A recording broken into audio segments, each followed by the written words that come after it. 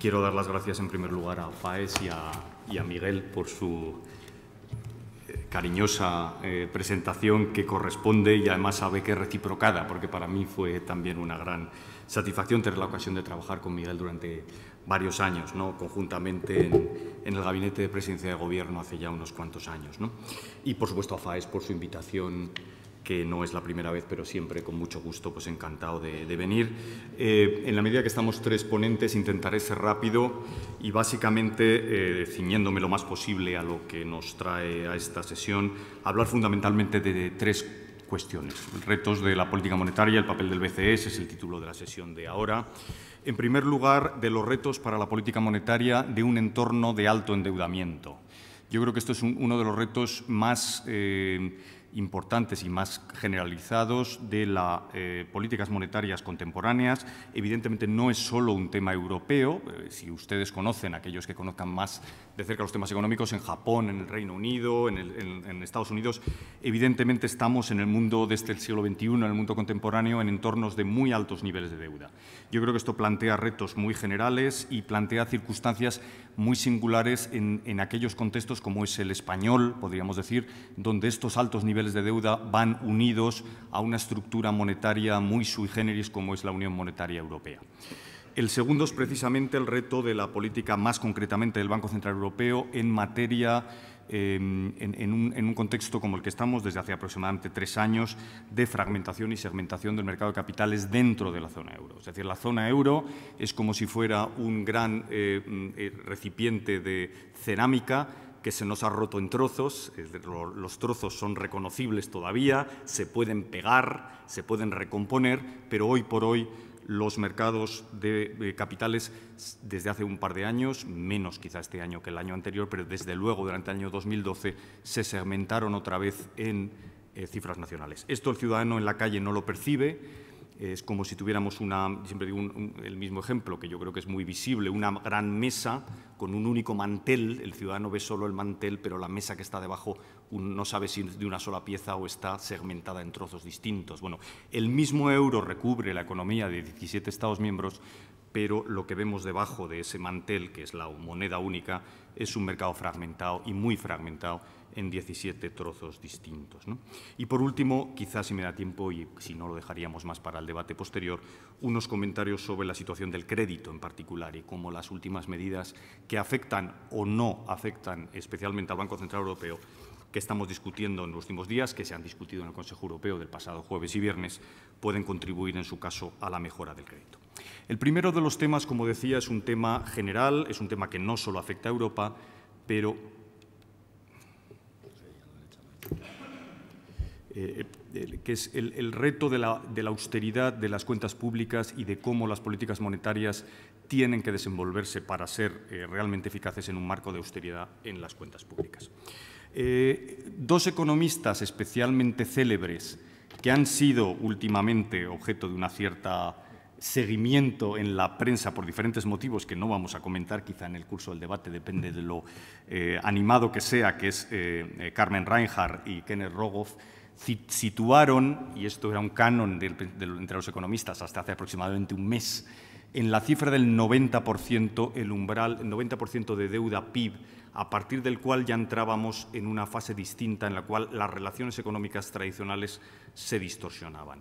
Pues bueno, creámonos o no creámonos este umbral del 90%, que parece ser que existía un problema estadístico en el cual no vamos a entrar en este cálculo, evidentemente yo creo que para el economista, en entornos de mucho endeudamiento, las políticas monetarias cobran una potencia distinta de lo que son en entornos de deuda más baja. ¿Dónde estamos en la actualidad? Bueno, pues no sé si se ve bien el gráfico, pero si se viera, verían que en el entorno del 90% están prácticamente todas las economías desarrolladas. Está desde luego el caso de Italia, el caso de Estados Unidos, el caso de Japón, si lo conocen es particularmente llamativo, con todas las variables que seguro discutiremos. El Reino Unido, España, la Unión Europea a 17, perdón, la Eurozona a 17, la Unión Europea a 27, y tampoco países como Alemania están muy lejos en el fondo. Yo creo que el conjunto de países tenemos una situación de endeudamiento especialmente alto. Esto, en determinados contextos, y particularmente en el caso de la fragmentación que comentaba anteriormente de la zona euro, dan lugar a fenómenos que no estaban previstos de lo que los economistas llamamos efecto crowding out o expulsión del sector privado. En particular, en aquellas zonas me refiero en particular a la zona euro, que han sido objeto, por las razones que sean, de caídas muy fuertes en los ratings, estamos viendo un fenómeno que yo creo que no estaba previsto, que no estaba bien calibrado hace aproximadamente 5 o 6 años, que ilustra de forma muy clara el efecto expulsión de la posición fiscal del sector público frente al sector privado. Los modelos de consumo de capital a los que hacía referencia antes Jürgen Donges, de Basilea, de las sucesivas olas de Basilea, han ido haciendo más sensible a la caída o a los ratings de diferentes empresas el consumo de capital por parte de las instituciones financieras. En particular, yo creo que se ve bien en el gráfico, de una situación prácticamente plana en Basilea I, se ha ido produciendo cada vez mayor penalización del consumo de capital para los préstamos a pequeñas y medianas empresas con rating bajos, hasta llegar a la situación en Basilea III en las que ven para rating bajo realmente el consumo de capital es muy alto. ¿Cuál es el problema? El problema es que el rating soberano en las diferentes economías suele hacer una función de techo del ecosistema de rating de toda la economía nacional. Es decir, es muy raro, y realmente en países emergentes donde los ratings son muy bajos, a veces hay una o dos excepciones. En Brasil hay un par de empresas que tienen mayor rating que el propio Estado, pero lo normal es que el techo soberano haga de eso, de techo, y a partir de ahí baje toda la estructura de ratings del conjunto de la economía. Para empezar, baja los bancos, lo mencionaremos anteriormente, en estos momentos un banco bueno de un país con rating bajo tiene peor rating que un banco malo de un país con rating bueno, lo cual es una gran contradicción, pero eso es así, dada la estructura que nos encontramos en la Unión Europea. Como saben, en el contexto español, en el cual básicamente nos encontramos ante un rating de triple B, esto ha producido un efecto de expulsión, siguiendo el gráfico que están viendo ustedes, hacia la derecha de la estructura de ratings, particularmente de pequeña y mediana empresa. La pequeña y mediana empresa, que por definición tiene peor rating que los bancos, tiene peor rating que las grandes corporaciones, cuyo techo normalmente es el soberano, se ve por construcción mucho más abajo. Y una pyme normalmente en España, en estos momentos, es muy difícil que tenga un rating para los bancos superior a B. Entonces estamos simplemente B, una B sin más, no doble B, no doble B menos, simplemente B. Entonces, lo que estamos viendo es que simplemente por el efecto expulsión, por el efecto arrastre hacia la derecha, ven en el gráfico, del soberano frente al conjunto de la economía, sin que necesariamente la situación patrimonial o la situación de balance de la pyme sea ni mejor ni peor, por un puro efecto expulsión se ve llevado a un consumo de capital más alto. Esto, en igualdad de condiciones, hace que sea mucho más gravoso la concesión de préstamos a pequeñas y medianas empresas simplemente por arrastre de los ratings soberanos. ¿Por qué la empresa en el pueblo más recóndito de España se ve penalizada por decisiones, en este caso erróneas, de su soberano? No deja de ser, desde el punto de vista de justicia o de equidad social, una gran paradoja, pero ese es el mundo en el que nos vemos. Por eso es tan importante el efecto de austeridad en las cuentas públicas. Y por eso, casi como uno de los resúmenes de esta primera parte de mi intervención, si queremos que crezca la financiación al sector privado y solo hubiera una única solución, una única medida, sería probablemente la vuelta a la austeridad en las cuentas públicas. Esto, en el largo plazo, es el efecto más importante para la mejora de la financiación del sector privado. Esto lo que ha llevado, y ustedes lo conocen, es al Gobierno, desde el año pasado, en un esfuerzo particularmente importante de mejora en las austeridades de las cuentas públicas y un esfuerzo de reducción del balance estructural que yo creo que es particularmente notable. La línea roja, no sé si ven exactamente el nombre de los países, pero la línea roja es España. Esto es lo que nos mide la mejora en el balance primario estructural en el año 2012, según la fuente del Fiscal Monitor del Fondo Monetario Internacional. España, como ven, es el país que más esfuerzo en términos estructurales, una vez eliminada la carga de intereses, ha realizado, más que Italia, más que otros países, Portugal, etcétera, que se han visto también en situaciones complejas. Esto, en el largo plazo, la continuación, la perseverancia en este esfuerzo de estabilidad y de austeridad en las cuentas públicas es, sin duda, la contribución más esencial a la mejora en la financiación de la economía real. ¿Por qué es importante un segundo bloque de cuestiones que son las que tienen que ver con la eliminación de la segmentación de los mercados financieros europeos. Precisamente por lo que decimos que en estos momentos, yo creo que se ve bien con un gráfico, se ha roto la estructura de un mercado integrado de capitales. ¿Para qué creamos una moneda única?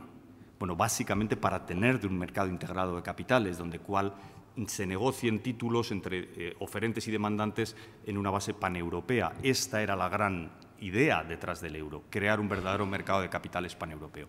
Si esto se fragmenta en base nacional, como se ha fragmentado durante el año 2011 y 2012, tenemos los inconvenientes de un tipo de cambio fijo, en ese sentido la falta de capacidad de ajuste ante shocks, sin tener las ventajas de un mercado financiero integrado. Y esto es lo que se ha producido en Europa. Lo que vemos aquí, yo creo de forma muy gráfica, es algo que seguro que saldrá en el debate, que es que desde el año 2010, desde que empieza la crisis soberana en Grecia, se ha roto el mecanismo de transmisión de política monetaria en el conjunto de la zona euro. Se ve muy bien en el gráfico, España es la línea roja. Como ven, desde el año 2010 las condiciones de financiación de la economía real han ido subiendo, cada vez está más caro el acceso al crédito por parte de la diferencia convencional es préstamos menores de 1 millón de euros, grosso modo el préstamo a las pymes. Cada vez, como ven, las condiciones de financiación se han ido endureciendo frente a la evolución de los tipos directores del Banco Central Europeo, las operaciones de repo, que es la línea gris pequeña que vemos abajo. El Banco Central Europeo ha ido bajando las condiciones de financiación, haciéndolas más accesibles, lo mencionaba antes el profesor Donges. En Alemania, que es la línea gris que está inmediatamente pegada a la de abajo, ven que, grosso modo, se reproducen las condiciones de financiación que el Banco Central Europeo quiere fijar, pero en la periferia no es así. En la periferia, de hecho, van en sentido contrario. Es decir, que el Banco Central Europeo, que es nuestro banco emisor, fija un cierto tono de la política monetaria, en este caso desde el año 2010 y 2011 claramente expansivo, frente a las condiciones de política monetaria en la periferia que cada vez son más restrictivas. No tiene mucho sentido, si lo pensamos bien, que haya diferentes tonos de política monetaria en diferentes áreas de la misma moneda. Pensemos que en el sur de Japón hubiera una política monetaria contractiva y en el norte de Japón fuera expansiva. Solo el hecho de enunciarlo nos parece ridículo. Evidentemente, en todo Japón hay el mismo tono de política monetaria. O que en los estados de la antigua Confederación del sur de Estados Unidos hubiera un tono de política monetaria y en los estados del norte otros. Esto, que en otras áreas monetarias nos parece absurdo, también es absurdo en la zona euro y, sin embargo, es lo que está pasando. ¿Cuál es el origen? Lo mencionaremos y seguro que debatimos las consecuencias en el debate. La interacción o el bucle, que ya se ha identificado de forma muy palmaria el año pasado, entre política monetaria, entre riesgo bancario, y entre riesgo soberano. Con el estado de fragmentación de los mercados bancarios que tenemos en Europa, por el cual no tenemos en la práctica una unión bancaria, sino 17 mercados bancarios separados, en situaciones de shock como la que hemos vivido desde el año 2010, se rompe y se crea un bucle entre cada uno de los Estados miembros. Es como un conjunto de dominós en el cual cada dominó se aguanta a sí mismo. Si se cae el primero, tiende a empujar a los siguientes, situación en la que se ha ido produciendo, como hemos visto, porque parte, y lo veremos, de la diferencia entre una crisis bancaria y una crisis de otro tipo es que las crisis bancarias son contagiosas. Y ese es el efecto claramente de política pública que diferencia la intervención en los mercados bancarios y financieros con respecto a cualquier otra intervención en los mercados. La solución de este problema, voy concluyendo para no llevar mucho más tiempo, de la segmentación es doble. En primer lugar, la eliminación de los riesgos de cola. Los riesgos de cola esencialmente se refiere a lo que yo diría, eufemísticamente hemos venido a denominar el riesgo de redenominación. El riesgo de redenominación es fundamentalmente la ruptura del euro. Durante buena parte del año 2012, una parte importante de los inversores han pensado que el euro no era irreversible y que, por lo tanto, cabía la posibilidad de que uno o varios estados de la eurozona salieran del euro. Esto solo se ha resuelto mediante hacer explícito un compromiso irreversible de continuidad del euro en sus actuales miembros, que tuvo lugar en dos momentos. Uno, particularmente importante, fueron las declaraciones y el anuncio de Draghi hace exactamente un año de las operaciones monetarias al contado, lo que en español llamamos operaciones monetarias al contado, OMT en su sigla inglesa, y la decisión no menos importante tomada en septiembre del año pasado de que no se iba a producir a la expulsión ni a la salida del euro de ninguno de los 17 Estados miembros actualmente. Esto ha tenido un efecto extremadamente positivo en el mercado, por el cual, a partir de ahora, cualquier solución que haya que tomar de la zona euro, que fundamentalmente ahora hablo de ella, es la idea de unión bancaria, se producirá con la actual configuración de la zona euro. Y, por lo tanto, esa idea de la geometría variable, que era lo que al mercado le preocupaba y estaba contribuyendo a fragmentar aún más la zona euro, se ha reducido de forma muy importante. Sin embargo, no de forma completa. Todavía tenemos una insuficiencia, lo hemos visto en el gráfico de diferente coste de financiación de España con respecto a otros países miembros. Sigue existiendo un factor importante, difícil de cuantificar, no voy a entrar en la discusión sobre que mencionaba el profesor Dongues anteriormente, pero sigue existiendo una fragmentación derivada de la insuficiencia institucional de la zona euro que solo se resuelve mediante la unión bancaria. La unión bancaria es, en definitiva, la constatación de las deficiencias en diseño de la unión monetaria desde su creación en Maastricht. Podemos luego discutir si ya se sabía o no se sabía. Hay gente que piensa que no se sabía. Yo soy más escéptico. Yo creo que se supo en su momento que el diseño de Maastricht era incompleto y potencialmente inestable en una situación de shock, pero que en aquel momento no había apetito para digerir un cambio institucional adicional al que ya se hizo.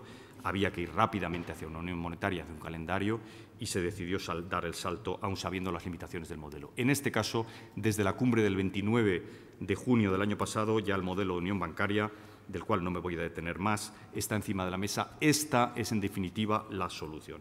Y simplemente ya termino diciendo que en esto es uno de los elementos importantes. Yo soy optimista, seguro que en el debate discutiremos las razones de mi optimista prudente, pero optimista al fin y al cabo, y yo creo que es importante. La cumbre del 29 de junio del año pasado, su importancia crecerá con el tiempo. Esto es como aquella referencia de Guerra y Paz en la cual solo se descubre que se ha participado en un encuentro histórico, en este caso era Austerlitz, ¿no? Si no quiero recordar.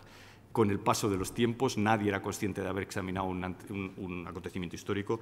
Yo creo que crecerá la importancia de la cumbre del año pasado, porque por primera vez se pone encima de la mesa los conceptos y la idea fundamental de unión bancaria, y he de decir que el Gobierno español y su presidente de Gobierno fueron claramente instrumentales en las conclusiones del Consejo Europeo del 29 de junio, y esto para mí es una de las aportaciones más importantes que ha hecho el Gobierno español y su presidente, Mariano Rajoy, a la construcción europea. Y yo creo que esto, insisto, con el paso del tiempo irá creciendo en valor la importancia de lo que se decidió el año pasado, con todos los problemas que somos conscientes y que ahora discutiremos en el coloquio de puesta en marcha. Muchas gracias.